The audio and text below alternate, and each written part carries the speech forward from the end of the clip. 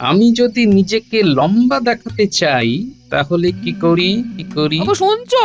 এই গামলাটাকে এই খাটের তলায় ঢোকাবো, হাতটাকে একটু উঁচু করতে হবে, চার পায়ায় একটা করে ইট দিতে পারলেই আমি ঢুকতে পারি। হ্যাঁ, মার দিয়া কেল্লা, পেয়ে গেছি। লম্বা হবার উপায় পেয়ে গেছি। ঠিক খেলো যা। গরমে মাথা খারাপ হয়ে গেল নাকি গো? ওগো, মাঝ রাতে এরকম ভূতের মতো নেত্য করছো কেন? ওগো গিন্নি, তুমি যে মোক্ষম সময়ে উঁচু করার মন্ত্রটি মাথায় ঢুকিয়ে দিলে না, তার জন্যই তো আনন্দের নৃত্য শুরু করলাম। ভূতের নৃত্য নয় গো, এ হলো আনন্দের নৃত্য। আমাকে একটু বুঝিয়ে বলো। নবাব বাহাদুর চিঠি পাঠিয়েছেন, তিনি একটু লম্বা হতে চান। বন্ধুমুশিক গোপাল, ভালো হবে না বলে দিচ্ছি। তুমি সব সময় কিছু না কিছু বলে সবার সামনে আমাকে ছোট করার চেষ্টা করো। ভুলে যেও না আমি এ রাজ্যের মন্ত্রী। এই চুপ করো তো মন্ত্রী। এই প্যাচ প্যাচে গরমে আর ঘামের গন্ধে তো মন এমনিতেই বেজায় বেজার হয়ে রয়েছে, তার মধ্যে তুমি আর কাঁদুনি গেও না। ও বিজ্ঞানী, কি করে এই ঘামের পচা প্যাচ প্যাচে গন্ধকে দূর করা যায় সেটা ভাবো না। হ্যাঁ, ঠিক আছে মহারাজ, আমি আজ থেকেই ভাবতে শুরু করছি। কিছুদিনের মধ্যেই একটা কিছু আবিষ্কার করে নেব। কিছুদিন মানে? না না না, আমি তোমাকে আজকে রাতটা দিল, কাল আমাকে এই গন্ধ নিবারণের উপায় দিতে হবে। তাই হবে মহারাজ, তাই হবে। তোমার উপর আমরা সবাই নির্ভর করে আছি বিজ্ঞানী। এই দুঃসহ গরমের ঘাম আর ঘামের গন্ধ চিরতরে দূর করে দাও, তবেই মহারাজের শান্তি, আর তার সাথে আমাদেরও শান্তি। গরমের ঘাম দূর করতে পারবো না, তবে শরীরে ঘাম যে গন্ধের সৃষ্টি করে সেটা দূর করতে পারবো আশা করি। ব্যাস ব্যাস, তাতেই হবে।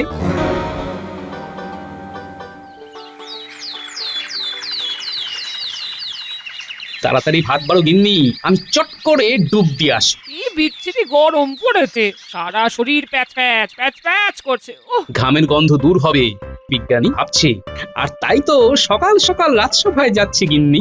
মা তাই? তাহলে তো খুব ভালো হয়। হ্যাঁ? গরমকালে সব ভালো, শুধু এই বিকেল ঘামের গন্ধ ছাড়া। আমি ভাত বাড়ছি গো, তুমি ডুব লাগিয়ে এসো।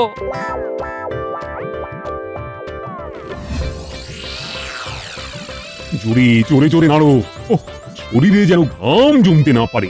একটা উপায় আছে মহারাজ, এই ঘামমুক্ত গরমকাল কাটানো। কাল সারা রাত ধরে ভেবেছি, কেবল ভেবেই চলেছি। ভেবে ভেবে এই সিদ্ধান্তে পৌঁছেছি, বলবো মহারাজ? আর বলবেন না, এখন আমরা বিজ্ঞানীর কাছ থেকে শুনবো পচা ঘামের গন্ধ দূর করবার উপায়। হ্যাঁ বিজ্ঞানী, তো তুমি বলো তো, এই রাজসভা কি করে মনোমুগ্ধকর গন্ধে ভরে যাবে? মহারাজ, আমার কাছে এমন একটি জিনিস আছে যেটা মাখলে সারা শরীর স্নিগ্ধ গোলাপের গন্ধে ভরে যাবে। হ্যাঁ, শরীর স্নিগ্ধ হলেই মন স্নিগ্ধ, আর সারা শরীর দিয়ে মিষ্টি গন্ধ বের হলেই রাজসভাও মিষ্টি গন্ধে ভরে উঠবে। বাহ বাহ বাহ বাহ বাহ বাহ, তুমি ধন্য বিজ্ঞানী। তা এই বস্তুটিকে কি বলবো বলো তো বিজ্ঞানী? এই বস্তুটি হলো গোলাপ ফুলের পাপড়ির নির্যাস দিয়ে তৈরি সাবান। স্নানের সময় জলের সাথে মিশিয়ে শরীরে ঢালুন, দেখবেন মন জুড়িয়ে যাবে।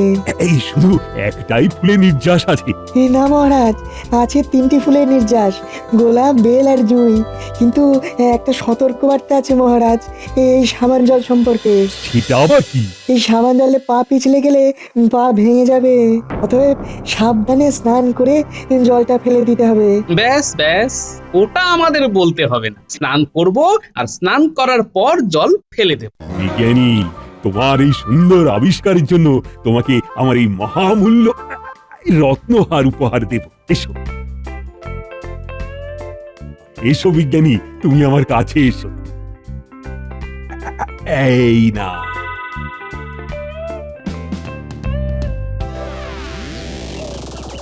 দেখো উজির, আমার মনে একটা দুঃখ আছে। সেই জ্ঞান হবার পর থেকেই এই দুঃখটা ক্রমে বাড়ছে। কি দুঃখ জাহাপানা? এতদিন ধরে তুমি আমার উজির, আর তুমিই জানো না আমার মনের দুঃখ। আপনার তো অনেক দুঃখ জাহাপানা, এর মধ্যে কোন দুঃখের কথা আপনি বলছেন জাহাপানা?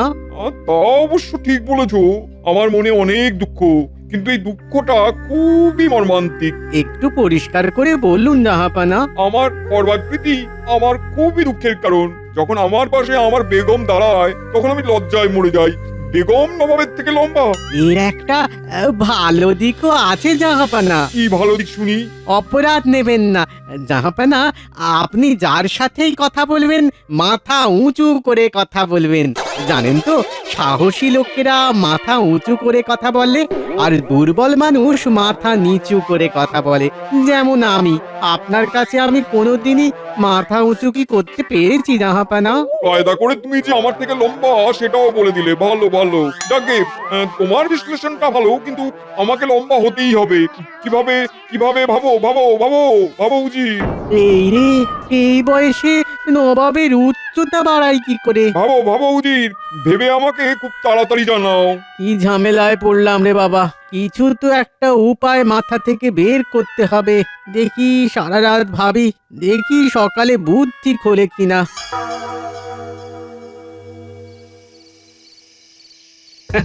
দেখলে গিন্নি, গরম আছে, ঘামও আছে, কিন্তু ঘামের গন্ধ নেই। প্যাচ প্যাচে ভাবটা কেমন যেন উধাও হয়ে গেছে। ঠিক বলেছো, দক্ষিণ দিক থেকে মিষ্টি হাওয়া বইছে আর নাকে গোলাপের গন্ধ ঝাপটা মারছে। অনেক দিন পর একটু সুন্দরভাবে ঘুমোবো। গোলাপের গন্ধ আর দক্ষিণা বাতাস আমার চোখ বুজিয়ে দিচ্ছে গিন্নি। মনে হচ্ছে কতদিন পর মুদে আসি আঁখি পাতা, কি আরামে। আর কোনো কথা নয় গিন্নি, এবার একদম ঘুমের দেশে যাব। ও বাবা, একদম রসকস নেই। কোথায় একটু সুখ দুঃখের গল্প করব না, উনি পড়লেন আর নাক ডাকতে শুরু করলেন। ধুর।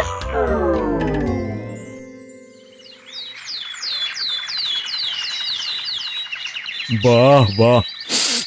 হুম, আজ সারা রাজসভা কিরকম ফুলের গন্ধে একেবারে ম ম করছে। বিজ্ঞানী, তোমার এই আবিষ্কার আমার মন একেবারে জিতে নিয়েছে। মহারাজের জয় হোক। নবাব সাহেব একটা পত্র পাঠিয়েছেন। দাও দেখি নবাব বাহাদুর কি বলতে চেয়েছেন। ও মন্ত্রী, এই নাও পত্র, পড়ে শোনাও। যথাজ্ঞা মহারাজ। মহারাজ, নবাব বাহাদুর একটা আর্জি করেছেন। নবাব বাহাদুর আর্জি করছেন? তা কি আর্জি, তাড়াতাড়ি বলো। আর্জিটা বড়ই অদ্ভুত। নবাব বাহাদুর আর একটু লম্বা হতে চান।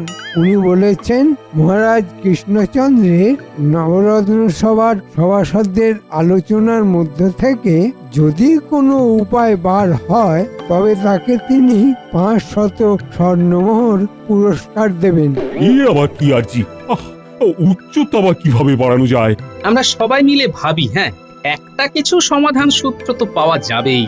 কি বিজ্ঞানী, এমন কিছু তেল আছে নাকি যেটা উচ্চতা বৃদ্ধিতে সাহায্য করবে? বিজ্ঞান বলে 18 বছরের পর শরীরের বৃদ্ধিকারক কোষগুলো অক্ষম হয়ে পড়ে। আমাদের যা বৃদ্ধি সব 18 বছরের আগে। সুতরাং ও মন্ত্রী, তোমার মাথায় কিছু আসছে? না মহারাজ, উচ্চতা বিষয়ক কোনো কিছুই আমার মাথায় আসছে না। দুধ, তুমি বিশ্রাম করো। আমি বরং কাল সকালে নবাব বাহাদুরের আর্জির জবাব দেব। যথাজ্ঞা মহারাজ। আজ রাতটুকুই আছে ভাবার জন্য। কাল সকালেই আমার সমাধান সূত্র চাই। তাহলেই হবে মহারাজ। হাতি ঘোড়া গেল তল, মশা বলে কত জল, আয় মাপি। তুমি কি বিজ্ঞানীর থেকেও বড় বিজ্ঞানী নাকি গোপাল? হ্যাঁ, যে ওই লম্বা হওয়ার উপায় আবিষ্কার করবে? হ্যাঁ, বুদ্ধি বলে একটা অস্ত্র আমার মগজে আছে, যেটা মন্ত্রী মশাইয়ের নেই। কি, তুমি আমাকে বুদ্ধিহীন বললে? সেটা কাল প্রমাণ হবে মহারাজ। কাল আমি একটা সমাধান সূত্র বার করবই। আর মন্ত্রী মশাইয়ের বুদ্ধির পরীক্ষার জন্য মহারাজ আপনার কাছে একটা আবেদন রাখবো। বলো বলো, কি আবেদন? তোমার সব আবেদন মঞ্জুর। মহারাজ, কাল সকালে রাজসভায় আমার একমাত্র সেদ্ধ ডিম চাই। হ্যাঁ, সিদ্ধ ডিম দিয়ে কি হবে গোপাল? মন্ত্রী মশাইয়ের বুদ্ধির পরীক্ষা হবে মহারাজ। ডিম দিয়ে বুদ্ধির পরীক্ষা? আমরা তো আর এই অনাচার দেখতে পাচ্ছি না। একটা নাপিতে এত সাহস হয় কি করে? কাল আমার বুদ্ধির পরীক্ষা কার কাছে? না গোপাল ভাঁড়ের কাছে। আমাদের তো কিছুই করার নেই। গোপাল বুদ্ধি দিয়ে মহারাজের সব সমস্যার সমাধান করে দিচ্ছে, কালও দেবে। ওর সাথে লেগে কিছুই করার নেই। সব সময় নিজেকে সব কিছুর থেকে আলাদা করে রাখবে। সাপের মুখেও চুম খাবে, আবার ব্যাঙের মুখেও চুম খাবে। দেখ কাল গোপাল কি বুদ্ধি বার করে। তার আগে ওই সিদ্ধ ডিম দিয়ে কি পরীক্ষা নেয় সেটা একটু ভাবুন মন্ত্রীমশাই। ডিম নিয়ে যে কি পরীক্ষা নেবে সেটা তো ভাবতেই পারছি না। দেখি আজ সারা রাত ধরে ভাববো। চলি গো, কাল দেখা হবে।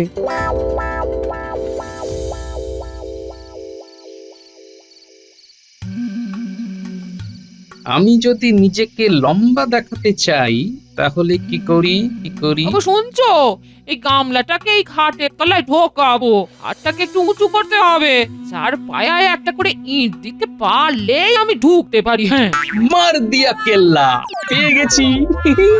লম্বা হবার উপায় পেয়ে গেছি। ঠিক খেলো যা। গরমে মাথা খারাপ হয়ে গেল নাকি গো? ওগো, মাঝ রাতে এরকম ভূতের মতো নেট তো করছো কেন? ওগো গিন্নি, তুমি যে মোক্ষম সময়ে উঁচু করার মন্ত্রটি মাথায় ঢুকিয়ে দিলে না, তার জন্যই তো আনন্দের নৃত্য শুরু করলাম। ভূতের নৃত্য নয় গো, এ হলো আনন্দের নৃত্য। আমাকে একটু বুঝিয়ে বলো। নবাব বাহাদুর চিঠি পাঠিয়েছেন, তিনি একটু লম্বা হতে চান। এই বয়সে? হ্যাঁ, হ্যাঁ, কিন্তু সেটা তো সম্ভব নয়। তাই ভাবছিলাম কিভাবে সাময়িক লম্বা হওয়া যায়। ঠিক তখনই তুমি বিছানাকে ইট দিয়ে উঁচু করার কথা বললে। ব্যাস, হয়ে গেল, মাথায় এসে গেল। এবার সকালে গিয়ে মুচিকে দিয়ে নবাব বাহাদুরের জন্য একটা জুতো তৈরি করতে হবে, বুঝলে? তার মানে এটা আমার বুদ্ধিতে হলো? এটা হলো সতীর পুণ্যে পতির পুণ্য। কথাটাকে একটু উল্টে দিলাম গিন্নি।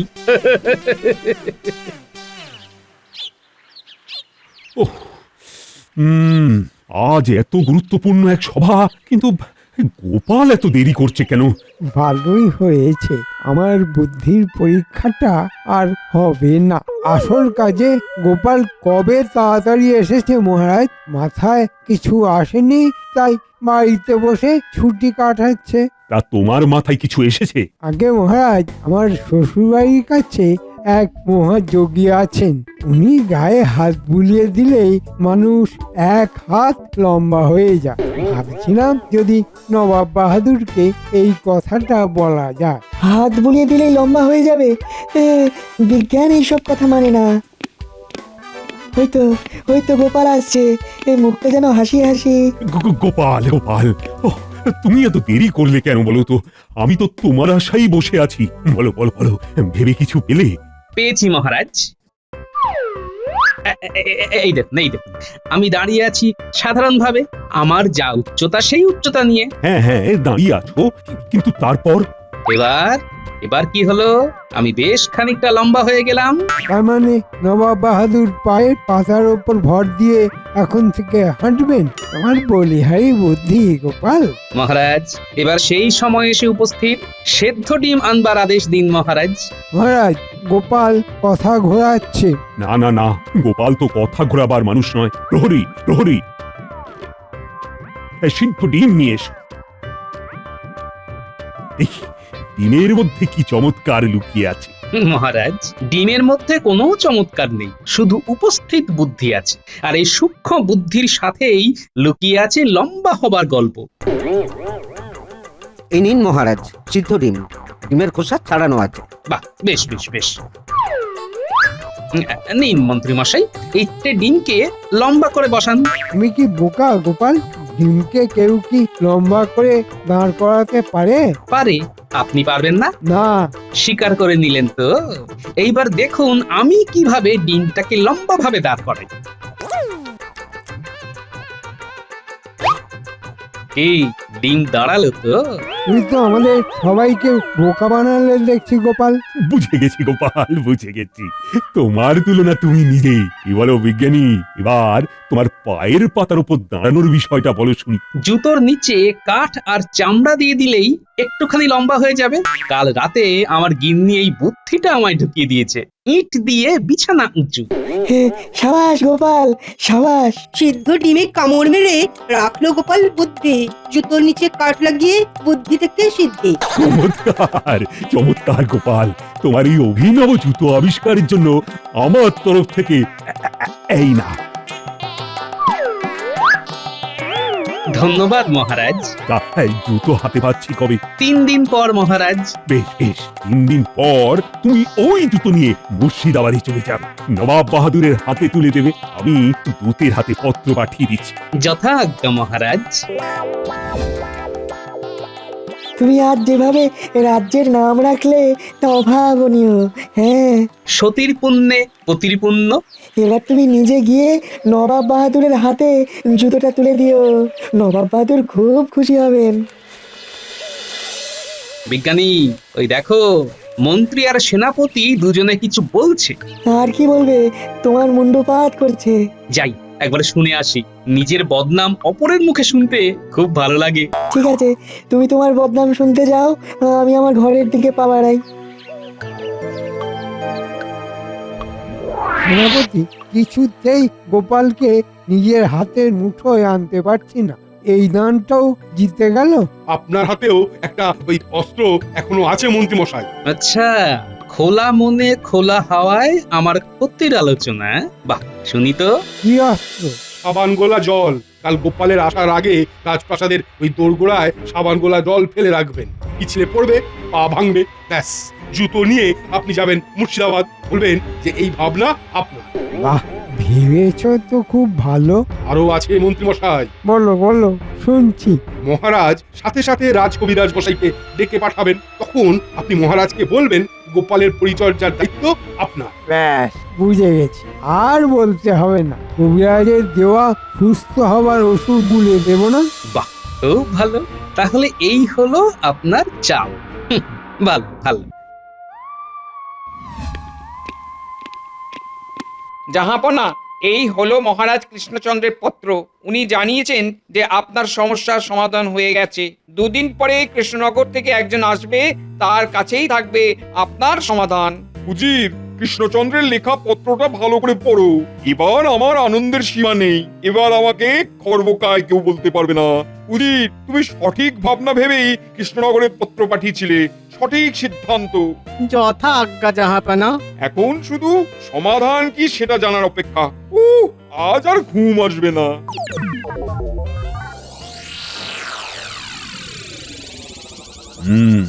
রাজ্যের মন্ত্রী আর সেনাপতি দেখছি খুব ভাব। মনে রাখবেন মহারাজ, মন্ত্রী মন্ত্রণা দেয় দেশের হিতে, আর সেনাপতি দেশ রক্ষা করে। সুতরাং গোপাল এখনো এলো না, কোথায় গেল গোপাল?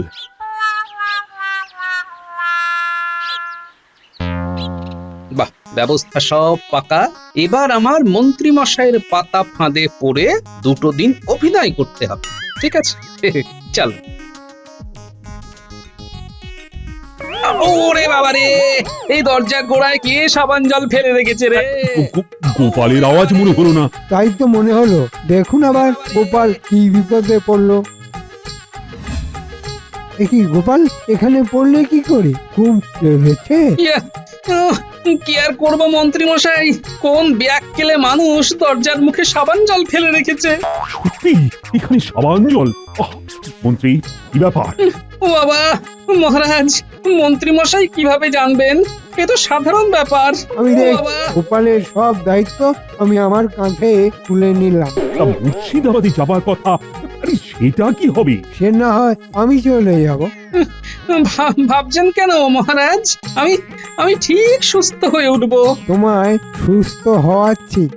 তুমি এখন আমার হেফাজতে বিশ্রাম নাও। মহারাজ, গোপালকে রাজবাড়ির অতিথিশালায় রেখে অবিলম্বে চিকিৎসার ব্যবস্থা করুন না। খুব ভালো বলেছো মন্ত্রী। আজ থেকে গোপাল তুমি রাজ অতিথিশালায় চিকিৎসাধীন থাকবে। রাজবৈদ্য, তুমি এক্ষুনি গোপালের চিকিৎসা শুরু করো। এইরকম একটা যে হবে সেটা আমি আগেই ভেবে রেখেছি। গিন্নিকে সব বলা আছে। এবার এখান থেকেই মুর্শিদাবাদ চলে যাব, শুধু কিছুদিন রাজভোগ খাবো।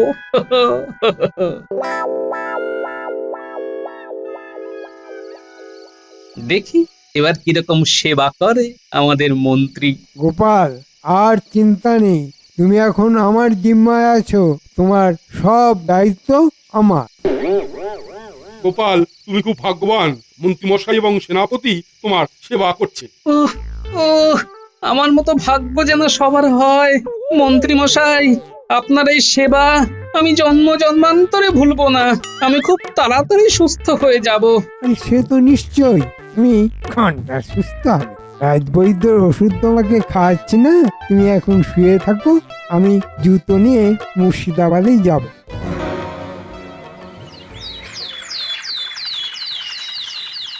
ও, গোপাল তো সুস্থ হলো না। ও মন্ত্রী, নবাব বাহাদুরের কাছে না গেলে তো কথার খেলাপ হবে।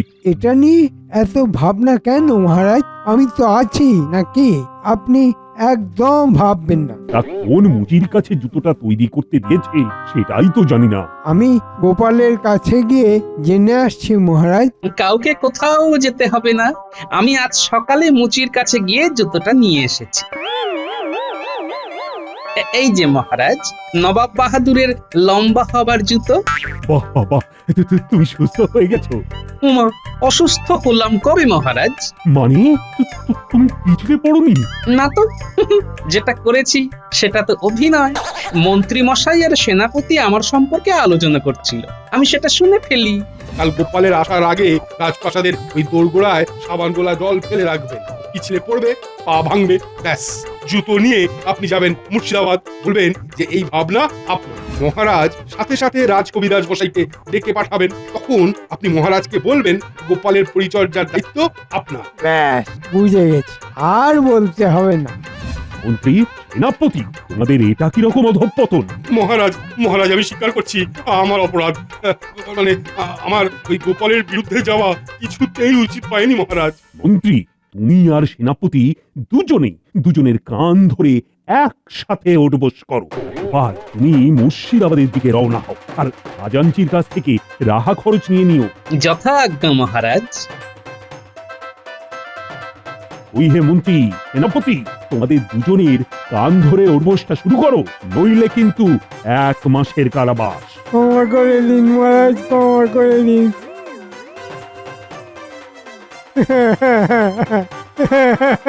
ক্ষমা নেই, বরং ওঠবস আছে। শুরু করো, শুরু করো। হ্যাঁ।